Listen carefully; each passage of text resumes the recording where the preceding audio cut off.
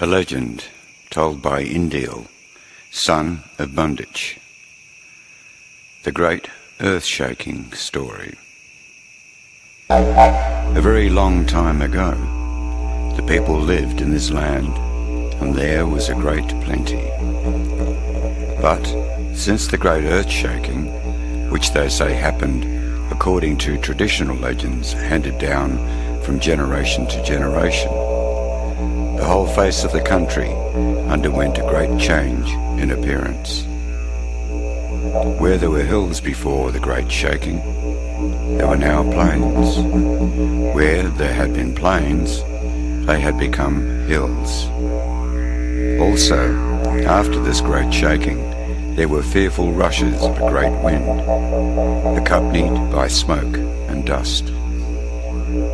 These lasted some considerable time, perhaps a day and a night, or even longer. The men, women and children were in a bad way because of the foul air. In fact, lots of them died from the effects. Then, all of a sudden, a very strong wind came and revived all those that had survived, blowing away the foul air and smoke. Then suddenly, there was a great shock and terrible claps of thunder, and great waters rushed all over the land.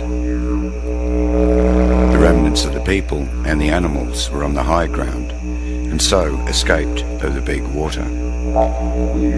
After a little while, the strange big water rushed back and left stranded large quantities of fish, many of which they had never seen before, jumping all over the land below the elevated ground on which they stood. Now that this great big lot of big water had gone back, they all went down from the elevated ground, gathered as many of the stranded fish as they could carry, and took them back onto the high ground, made a fire, cooked them, and made a good feed.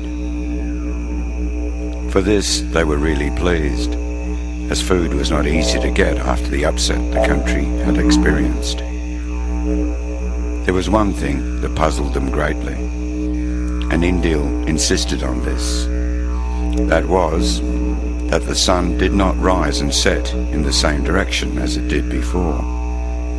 Instead of rising north and setting south, which Indeel swore it did, according to what he had been told by his elders, it now rose east and set west.